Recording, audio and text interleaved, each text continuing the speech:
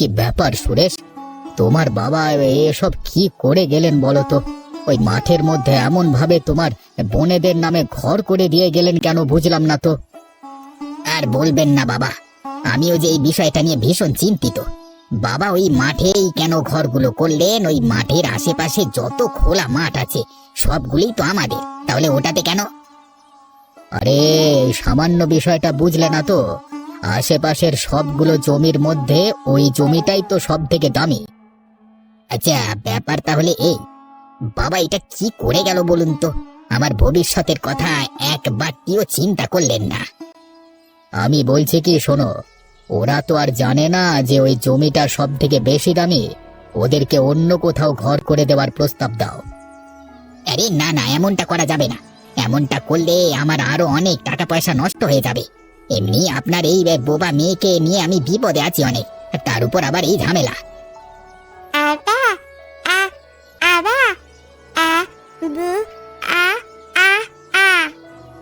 তুমি কিন্তু তোমার কথা রাখছো না সুরেশ। এমন করলে আমি তোমাকে যা যা দিয়েছি সব নিয়ে চলে যাব কিন্তু। এই দেখো, আমি আবার কি করলাম? আপনি অযথাই আমার উপর রেগে যাচ্ছেন। আমি অযথা রেগে যাচ্ছি না সুরেশ। তুমি আমার মেয়েকে বোবা বলে তাচ্ছিল্য করবে না। আমাকে কথা দিয়েই আমার মেয়েকে বিয়ে করেছিলে, তাহলে সেটা কেন তোমার কাছে বিপদের হবে? এই চা, ফেঁসে গেলাম তো। ওইও না সুরেশ, কখন কি বলতে হয় সেটাও জানিস না। আপনি আমাকে ভুল বুঝছেন বাবা।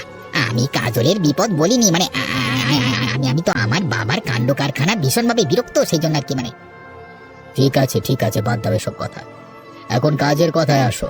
তোমার বোনেদের মধ্যে কে তোমার সব থেকে বেশি কথা শোনে বা মানে? তাদের সাথে তো তেমন কোনো একটা ভালো সম্পর্ক নেই বাবা। তুমি কেমন মানুষে নিজের বোনেদের সাথে ভালো সম্পর্ক রাখতে পারো না? দেখো, কোনোভাবে কাউকে যদি নিজের আয়ত্তে আনতে পারো তাহলে আমাদের কাজটা সহজ হবে। ঠিক ঠিক আছে বাবা, আমি দেখছি কি করা যায় দেখছি। আরে দিদি, বাবা আমাদের 5 বোনকে এই মাথার ভিতরে এইভাবে ঘর করে দিয়ে গেল কেন বলতো? ঘর করে দিয়েছে ঠিক আছে, কিন্তু সেগুলো এমন এলোমেলো কেন? একটা জায়গা। আমিও তো কিছু জানি না রে বোন। বাবা হয়তো ভেবেছে আমরা মিলেমিশে থাকতে পারবো না, তাই একসাথে ঘরগুলো না করে আলাদা আলাদা করে করে দিয়েছে। সেটাও হতে পারে, কিন্তু আমি এটা বুঝতে পারছি না বাবা কেন আমাদের বাড়িতে থাকতে না দিয়ে এখানে থাকতে দিলেন। বাবা হয়তো কোনো কিছু ভেবেই এটা করেছে। এতে আমাদের ভবিষ্যৎ জুড়ে আছে। উনি এতদিন যা করেছে আমাদের ভবিষ্যতের কথা ভেবেই করেছে। দেখতে পাচ্ছিস না, বাবা চলে যাওয়ার পর ভাইয়া আমাদের উপর থেকে কেমন মুখ ফিরিয়ে নিয়েছে। তা নেবে না? বাবা আমাদের এভাবে ঘর তুলে দিয়ে গেছেন, ভাইয়াকে তো কিছুই দিয়ে গেলেন না। তাহলে ভাইয়া আমাদের উপর রাগ করবে না তো কি করবে? কি রে, আমাদের ভাই সোহাগা বোন এসেছে রে, ভাইয়াকে তো কিছুই দিলেন না। আরে হাদারাম, বাবা যে ভাইয়াকে পুরো বাড়ি দিয়ে গেছে, আমাদের মাঠের আশেপাশে সমস্ত জমি দিয়ে গেছে, সেগুলো বুঝি কিছুই না? দাদার যেসব সম্পত্তি আছে তার কাছে আমাদের এই সামান্য ঘর তো কিছুই না। এই তোদের জন্যই বাবা আমাদের বাড়িতে থাকতে দেয়নি, বুঝলি দিদি? বাবা ঠিকই জানতো তোরা বড় 2 দিদি ভাইয়াকে কিভাবে হিংসা করিস। এইসব আজগুবি কথা বলতে আসিস না মালতী, যা যা গিয়ে ভাইয়ার চামচামি কর। মোহিনী, বাদ দে তো। ভাইয়ার প্রতি ওর ভালোবাসা থাকতেই পারে, এতে আমাদের কোনো সমস্যা নেই। আমি শুধু ভাবছি আমাদের এমন জায়গায় থাকতে দেওয়ার পিছনে নিশ্চয়ই কোনো কারণ ছিল। তুই এত বেশি চিন্তা করিস কেন দিদি? নিশ্চয়ই আমরা এর কারণ একদিন না একদিন খুঁজে বের করতে পারবোই। আর যদি নাও পাই তাতে আর কি বল? বাবা আমাদের জন্য যা ঠিক করে দিয়েছে তা তো আমাদের জন্য অবশ্যই খারাপ হবে না। তুই কথাটা একদম ঠিক বলেছিস রে মোহিনী।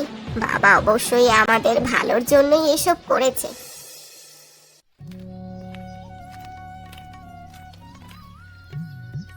একে মালতী, গীতা, তোরা এই সময় রাস্তায় কি করছিস? আমরা তো তোমার কাছে যাচ্ছিলাম গো ভাইয়া। যাক, ভালোই হলো, পথের মধ্যেই তোমার সাথে দেখা হয়ে গেল। আমার কাছে? কেন, আমার কাছে তোদের আবার কি দরকার পড়লো? আমি কিন্তু তোদেরকে কিছুই দিতে পারবো না, এই আমি আগে থেকে বলে দিলুম। আরে আমাদের কিছু লাগবে না গো ভাইয়া, আমরা তো তোমার কাছে একটা কথা বলার জন্য এসেছি। কি বলবি তাড়াতাড়ি বল, আমার আবার বাজারে যেতে হবে, সেখানে অনেক কাজ আছে, হাতে সময় কম। আজ রাধা দিদি আর মোহিনী দিদি তোমাকে নিয়ে নানা ধরনের কথা বলছিল। তারা বলছিল তোমার নাকি অনেক লোভ, আর সেই জন্যই তুমি বাবার সমস্ত সম্পত্তি কেড়ে নিয়েছো। কি এত বড় সাহস! রাধা আর মোহিনী আমাকে নিয়ে এসব বাজে কথা বলবার সাহস পায় কোথায়? আমিও বলে দিলাম ওদেরকে, এখানে ভাইয়ার দোষ কোথায়? উল্টো তো বাবা মায়াকে নতুন কিছু দিয়ে যায়নি, যা আমাদের দিয়ে গেছে। একদম একদম ঠিক কথা বলেছিস তুই, সত্যিই তো বাবা আমাকে কিছুই দিয়ে যাননি। আরে শোনো না, তারপর দিদিরা কি বলেছে? এরপর তার আবার কি বলবে? তোমাকে নিয়ে যে তারা কত কিছু বলে, তুমি তো তা জানো না রে ভাইয়া। মোহিনী দিদি বলে বাবা নাকি তোমাকে এত বড় বাড়ি দিয়ে গেছে, এতগুলো জমি দিয়ে গেছে, আর আমাদের 5 বোনকে দিয়েছে মাত্র একটা করে ঘর। কি এত বড় সাহস মোহিনীর? ঠিক আছে, আমি দেখছি ওকে। এখন তোরা যা, এভাবে রাস্তায় রাস্তায় ঘুরে বেড়ানো আমার পছন্দ না, তোরা তো জানিস। ঠিক আছে ভাইয়া, আমরা এক্ষুনি যাচ্ছি। আর শোন মালতী, একবার আমার বাড়িতে যাস, তোদের বৌদি আজকে বড় মাছের ঝোল করেছে, দুজনে ভাত খেয়ে তারপর তোদের ঘরে যাবি, কেমন? বড় মাছ অনেকদিন ধরেই তো খাওয়া হয়নি গো ভাইয়া। আরে এখন থেকে মাঝে মাঝে আমার বাড়িতে গিয়ে খেয়ে আসিস। আর শোন, ভুলেও যেন ওই 3 জনের কেউ তোদের সাথে না যায়, ঠিক আছে? মাথা খারাপ নাকি? ওদেরকে আমাদের সাথে কেন নেব? ঠিক আছে ঠিক আছে, তোরা এবার যা। হ্যাঁ ঠিক আছে ভাইয়া। দিদি, ওই যে আমাদের হাবা গোবা ভাবি বারান্দায় বসে আছে, এখন তাকে কিভাবে বোঝাবি ভাইয়া আমাদের খাওয়ার জন্য পাঠিয়েছে? আমিও তো সেটাই চিন্তা করছি রে, এই মেয়েটাকে যে ভাইয়া কি জন্য বিয়ে করলো সেটাই আমি বুঝতে পারছি না। একটা সত্যি কথা বলবো দিদি, তুই আবার দাদাকে বলে দিবি না তো? আরে না না, বল কি বলবি। ভাইয়া তো ভাবিকে বিয়ে করেছে সম্পত্তির লোভে, দেখছিস না ভাবির বাবা ভাইয়াকে কত কিছু দিয়েছে। চুপ কর গীতা, চুপ কর, কেউ শুনে ফেললে বড় বিপদ হয়ে যাবে, আমরা বিপদে পড়ে যাব। চল ভাবির কাছে এগিয়ে যাই। দিদি দেখ ভাবি কেমন আ উ করছে, ভাবি এইভাবে কি বলছে, তুই কি কিছু বুঝতে পারছিস? আরে না, আমি তার কথা কিভাবে বুঝবো? আগে কি কখনো এমন বোবাকানার সাথে আমার কথা হয়েছে? তাই তো কেমন আ উ করছে, শুনেই আমার কেমন হাসি পাচ্ছে। গীতা অনেক হয়েছে, এবার চুপ কর। ওই দেখ ভাবি কেমন রেগে যাচ্ছে। আমার মনে হচ্ছে কি বলতো, আমরা কেন এসেছি ভাবি সেটাই জানতে চাইছে। ঠিক আছে চুপ করছি, তুই যা বলার বল, আমি এসবে নেই।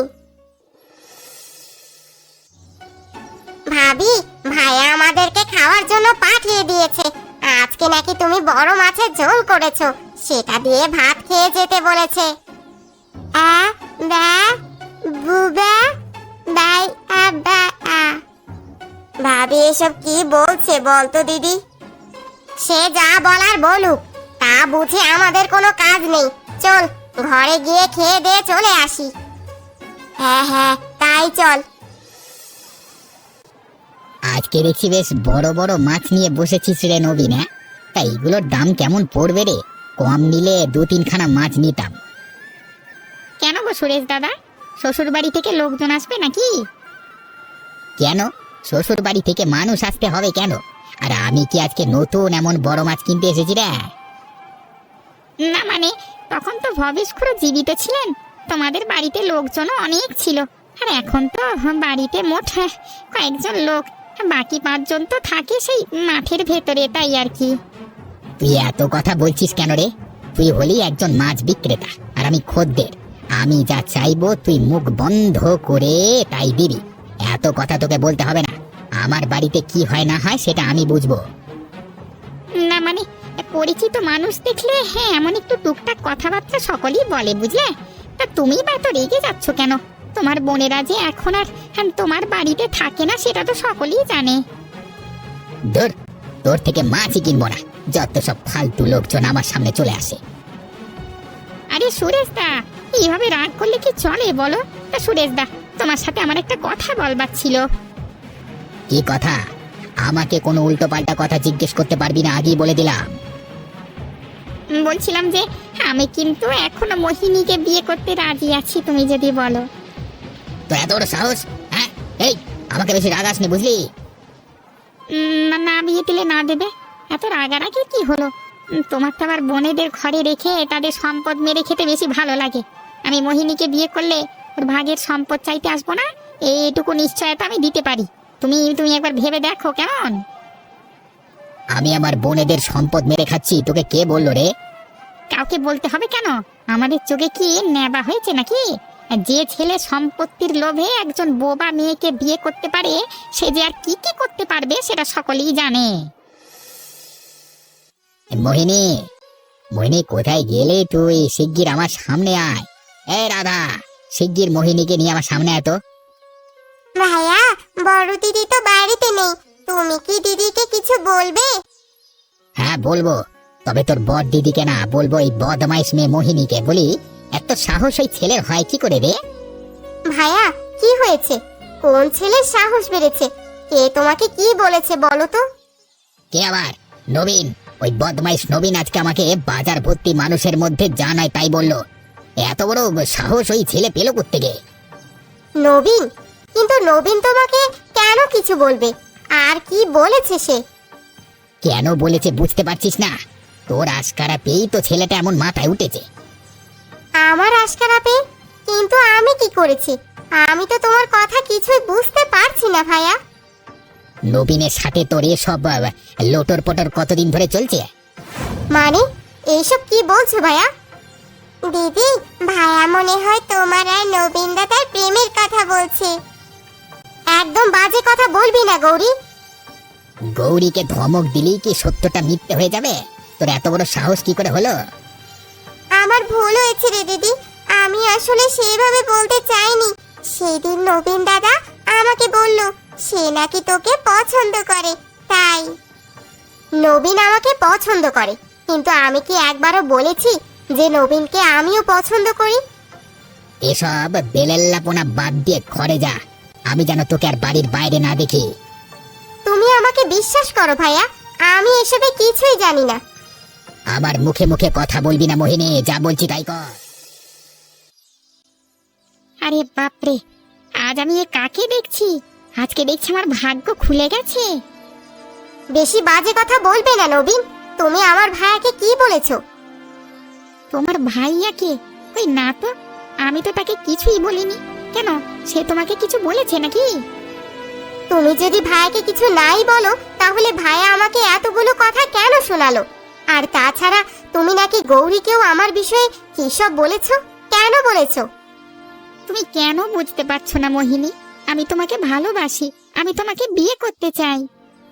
কিন্তু আমার ভাইয়া তো তোমাকে পছন্দ করে না নবীন। তাতে কি? তাতে কি বলো মোহিনী? তোমার ভাইয়া কি তোমাদের বোনের দায়িত্ব নিয়েছে?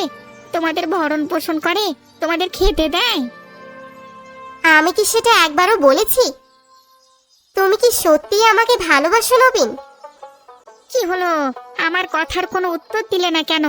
আমি জানি এসবের উত্তর একটাই না, যে তোমাদের কথা ভাবে না তার কথা তোমরা কেন ভাববে? নাকি তোমরাও তোমার ভাইয়ার মতো আমি একজন জেলে বলে আমাকে অপছন্দ? আমি কি সেটা একবারও বলেছি? তাহলে তাহলে তোমার সমস্যাটা কোথায়?